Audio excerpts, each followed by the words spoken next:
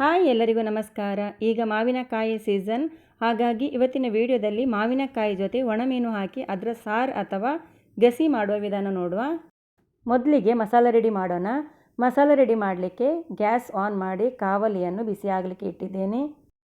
ಇದಕ್ಕೆ 7 ಬ್ಯಾಡಗಿ ಮೆಣಸು ಹಾಕಿದ್ದೇನೆ. ಖಾರ ಜಾಸ್ತಿ ಬೇಕಿದ್ದರೆ ಗಿಡ್ಡ ಮೆಣಸನ್ನು ಕೂಡ ಹಾಕಿಕೊಳ್ಬೋದು, ಅಥವಾ ನಿಮ್ಮ ಖಾರಕ್ಕೆ ತಕ್ಕಾಗಿ ಮೆಣಸನ್ನು ಹಾಕಿಕೊಳ್ಳಿ. ಹಾಗೆಯೇ 1.5 ಚಮಚದಷ್ಟು ಕೊತ್ತಂಬರಿ ಬೀಜ, ಅರ್ಧ ಚಮಚ ಜೀರಿಗೆ, 15ರಿಂದ 20 ಮೆಂತೆಕಾಳು, ಹಾಗೆಯೇ 1/4 ಚಮಚಗಿಂತಲೂ ಸ್ವಲ್ಪ ಕಡಿಮೆ ಓಂ ಕಾಳು. ಇದೆಲ್ಲವನ್ನು ಮಧ್ಯಮ ಹುರಿಯಲ್ಲಿ 2 ನಿಮಿಷ ಇದನ್ನು ಡ್ರೈ ರೋಸ್ಟ್ ಮಾಡಿಕೊಳ್ಬೇಕು. ಇದಕ್ಕೆ ಎಣ್ಣೆ ಹಾಕುವ ಅಗತ್ಯ ಇಲ್ಲ, ಎಣ್ಣೆ ಬೇಕಿದ್ರೆ ಹಾಕಿಕೊಳ್ಬೋದು. ನಾನು ಎಣ್ಣೆ ಹಾಕದೇ ಡ್ರೈ ರೋಸ್ಟ್ ಮಾಡಿ ಅದು ತಣ್ಣಗಾದ ನಂತರ ಅದನ್ನು ಮಿಕ್ಸಿ ಜಾರಿಗೆ ಹಾಕಿದ್ದೇನೆ. 1/4 ಚಮಚಗಿಂತಲೂ ಸ್ವಲ್ಪ ಕಡಿಮೆ ಅರಿಶಿನ ಪುಡಿ ಹಾಕಿ ಇದನ್ನು 2 ಸುತ್ತು ಮಿಕ್ಸಿಯಲ್ಲಿ ಪುಡಿ ಮಾಡಿ ತರಬೇಕು. ಇವಾಗ ನೋಡಿ ಇದಿಷ್ಟು ಪುಡಿ ಆಗಿದೆ. ಆನಂತರ ಇದಕ್ಕೆ ಚಿಕ್ಕ ತೆಂಗಿನಕಾಯಿ, ಅರ್ಧ ತೆಂಗಿನಕಾಯಿಯನ್ನು ತುರಿದಿಟ್ಟಿದ್ದೇನೆ, ಅದನ್ನು ಕೂಡ ಇದರ ಜೊತೆನೇ ಹಾಕಿ ಇದು ಗ್ರೈಂಡ್ ಮಾಡಲಿಕ್ಕೆ ಎಷ್ಟು ನೀರು ಬೇಕು ಅಷ್ಟು ನೀರು ಹಾಕಿ ಇದನ್ನು ಗ್ರೈಂಡ್ ಮಾಡಿ ತರಬೇಕು.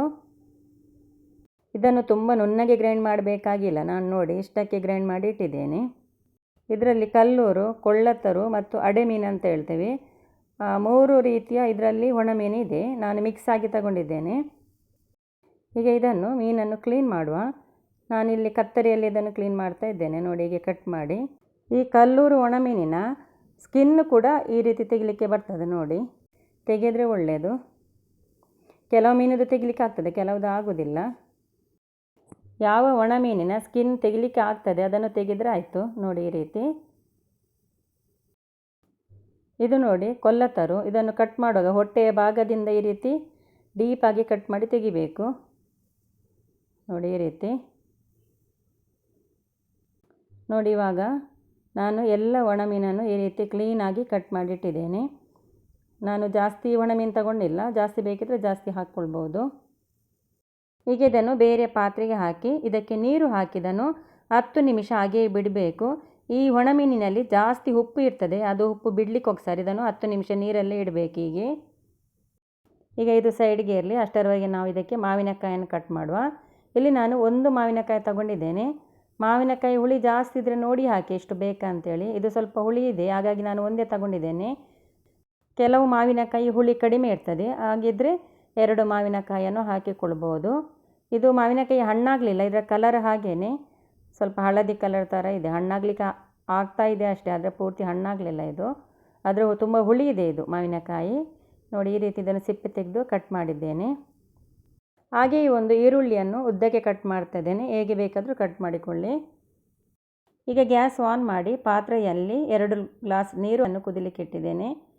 ಹಾಗೆ ಇದಕ್ಕೆ ಕಟ್ ಮಾಡಿದ ಈ ಮಾವಿನಕಾಯಿ ಮತ್ತು ಈರುಳ್ಳಿಯನ್ನು ಕೂಡ ಇದಕ್ಕೆ ಹಾಕ್ತಾ ಇದ್ದೇನೆ.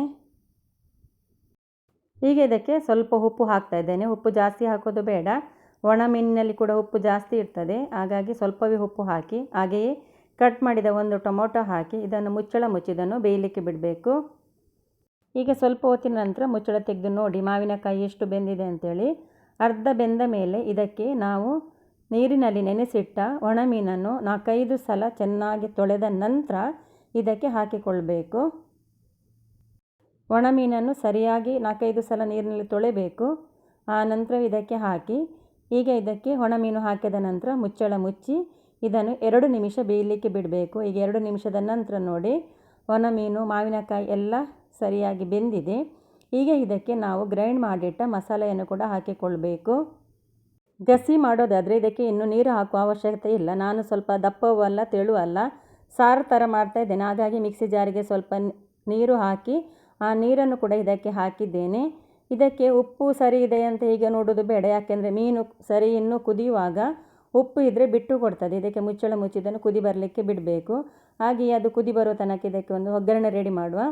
ಒಗ್ಗರಣೆ ರೆಡಿ ಮಾಡಲಿಕ್ಕೆ ಇಲ್ಲಿ ನಾನು ಸ್ವಲ್ಪ ಕೊಬ್ಬರಿ ಎಣ್ಣೆಯನ್ನು ಹಾಕಿದ್ದೇನೆ. ಹಾಗೆ ಇದಕ್ಕೆ ಅರ್ಧ ಚಮಚದಷ್ಟು ಸಾಸಿವೆ ಹಾಕಿದ್ದೇನೆ. ಸಾಸಿವೆ ಚಟಪಟ ಸಿಡಿದ ನಂತರ ಇದಕ್ಕೆ 6 ಎಸಳು ಬೆಳ್ಳುಳ್ಳಿಯನ್ನು ಹಾಕಿ ಇದು ಕೆಂಪಗೆ ಫ್ರೈ ಆಗುವ ತನಕ ಇದನ್ನು ಫ್ರೈ ಮಾಡಿಕೊಳ್ಬೇಕು. ಈಗ ಒಗ್ಗರಣೆ ರೆಡಿ ಆಗಿದೆ. ಈಗ ಮುಚ್ಚಳ ತೆಗೆದು ನೋಡಿ ಸಾರು ಕೂಡ ಚೆನ್ನಾಗಿ ಕುದಿ ಬಂದಿದೆ. ಈಗ ಈ ಒಗ್ಗರಣೆಯನ್ನು ಇದಕ್ಕೆ ಹಾಕಿಕೊಳ್ಬೇಕು. ಒಗ್ಗರಣೆ ಹಾಕಿದ ನಂತರ 1 ನಿಮಿಷ ಹಾಗೆ ಕುದೀಲಿ. ಆ ನಂತರ ಗ್ಯಾಸ್ ಆಫ್ ಮಾಡಿ. ಈಗ ಇದಕ್ಕೆ ಉಪ್ಪು ಕಡಿಮೆ ಅಂತ ಅನಿಸಿದರೂ ಉಪ್ಪು ಹಾಕಬಾರ್ದು. ಒಣ ಮೀನಿನಲ್ಲಿ ಜಾಸ್ತಿ ಉಪ್ಪು ಇರ್ತದೆ. ಅದು ಒಂದು ಅರ್ಧ ಗಂಟೆಯ ನಂತರ ಗೊತ್ತಾಗ್ತದೆ, ಬಿಡ್ತದೆ ಉಪ್ಪು. ಆವಾಗ ಮತ್ತೆ ನೋಡಿ ಅರ್ಧ ಗಂಟೆಯ ನಂತರ ಉಪ್ಪು ಬೇಕಿದ್ರೆ ಹಾಕಿಕೊಳ್ಳಿ. ಹಾಗೆ ಇದಕ್ಕೆ ಹುಳಿ ಕಡಿಮೆ ಇದ್ದರೆ ಹುಣಸೆ ಹುಳಿಯ ನೀರನ್ನು ಹಾಕಿಕೊಳ್ಬೋದು. ನಾನು ಇದಕ್ಕೆ ಹುಳಿ ಹಾಕಲಿಲ್ಲ, ಈ ಮಾವಿನಕಾಯಿಯ ಹುಳಿಯೇ ನನಗೆ ಸರಿಯಾಗಿದೆ. ಈಗ ಇದಕ್ಕೆ ಉಪ್ಪು ಸ್ವಲ್ಪ ಕಡಿಮೆ ಇದೆ ಅಂತ ಅನಿಸ್ತಾ ಇದೆ, ಆದರೂ ನಾನೀಗ ಉಪ್ಪು ಹಾಕ್ತಾ ಇಲ್ಲ. ಈಗ ಗ್ಯಾಸ್ ನಾನು ಆಫ್ ಮಾಡಿದ್ದೇನೆ. ಇನ್ನೊಂದು ಅರ್ಧ ಗಂಟೆ ಬಿಟ್ಟು ಉಪ್ಪು ನೋಡಿ. ಊಟ ಮಾಡುವ ಮೊದಲು ಇದಕ್ಕೆ ಸ್ವಲ್ಪ ಉಪ್ಪನ್ನು ಬೇಕಾದರೆ ಹಾಕಿಕೊಳ್ಳಿ, ಉಪ್ಪು ಕಡಿಮೆ ಇದ್ದರೆ. ಹಾಗೆಯೇ ಇವತ್ತಿನ ಈ ರೆಸಿಪಿ ತಮಗೆ ಇಷ್ಟವಾದಲ್ಲಿ ಪ್ಲೀಸ್ ನನ್ನ ಚಾನಲನ್ನು ಸಬ್ಸ್ಕ್ರೈಬ್ ಮಾಡಿ, ಲೈಕ್ ಮಾಡಿ, ಫ್ರೆಂಡ್ಸ್ ಫ್ಯಾಮಿಲಿ ಜೊತೆ ಈ ರೆಸಿಪಿನ ಶೇರ್ ಮಾಡಿ. ಹಾಗೆಯೇ ಇವತ್ತಿನ ಈ ವಿಡಿಯೋ ನೋಡಿದ್ದಕ್ಕಾಗಿ ತಮಗೆಲ್ಲರಿಗೂ ಧನ್ಯವಾದಗಳು.